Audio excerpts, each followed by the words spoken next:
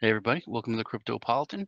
I'm your host, Satoshi Shawn. This is your one-stop shop for all news when it comes to blockchain technology and cryptocurrency.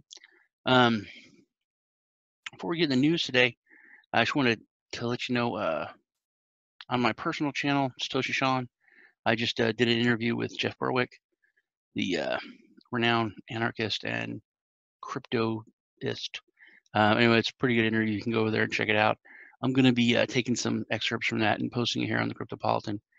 If this is your first time here, please hit the subscribe button and the bell for notification. Try to get videos out to you, news reports about every day, and also a weekend report. Let's jump into the news. First, the dark code, or the CTO of NiceHash, was arrested in Germany and extradited to the U.S. on charges of hacking. They stem from very old actions before I think he was the CTO of NiceHash. Well, he's the former CTO of NiceHash. He was arrested in Germany for charges that claim he was part of a hacking organization. They say that the alleged hacking organization was responsible for the theft of millions of dollars. I can't even pronounce his name. It's, probably like Icelandic or something. Anyway, he's arrested in Germany. Metachaz Skahornjek. He was arrested in Germany on September 23rd. The Department of Justice has already released a warrant for his extradition.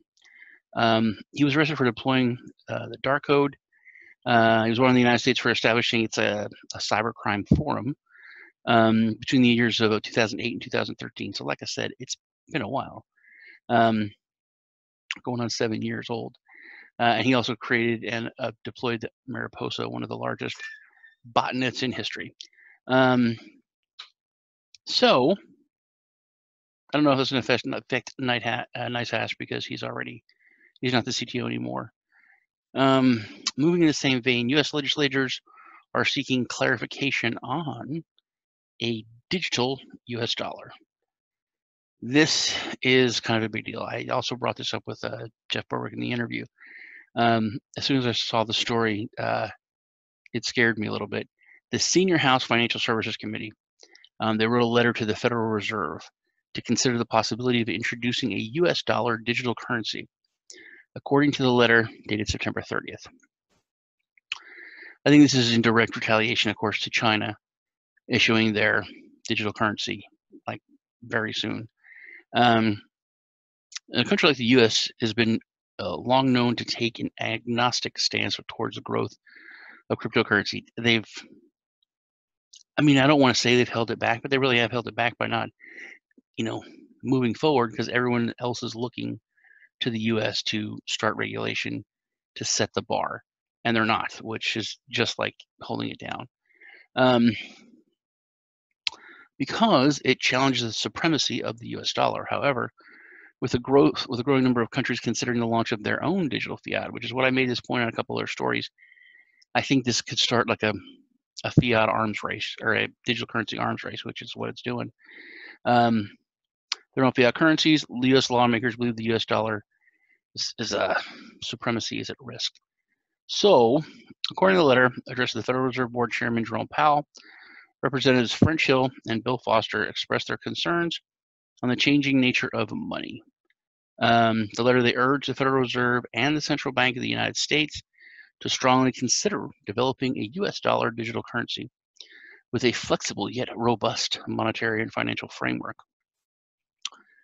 This is one of the biggest attacks on the war on cash that there is. If this goes through, it'll take a couple years, because people are already used to using debit cards. Like the move from cash and checks to just using a debit card took a few years. I think this will move faster, and with less and less cash, that's less and less control people have over their money. It should help with adoption and help people move towards cryptocurrency. I don't know if it will, because people are very apathetic and they just kind of go along with what they're told.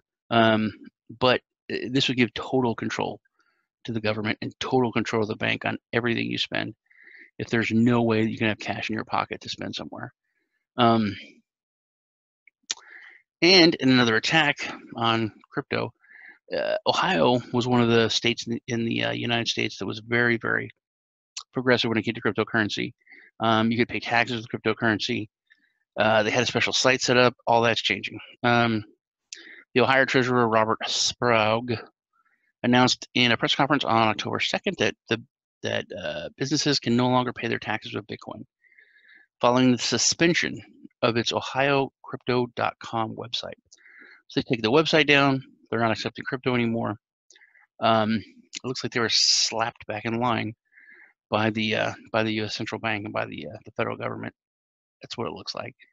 When everything was going downhill, cryptocurrency businesses around the world, the U.S. state of Ohio had set a new precedent last year by introducing the website OhioCrypto.com. Besides making it more straightforward for people to pay taxes, the move was aimed at nurturing the growth of crypto-related businesses. This is another thing you need to focus on, of nurturing the growth of crypto-related businesses in the state and encouraging institutions to accept cryptocurrencies as a mode of payment. It was a big deal. And Ohio is one of those states that really kind of starts everything off when it comes to the United States.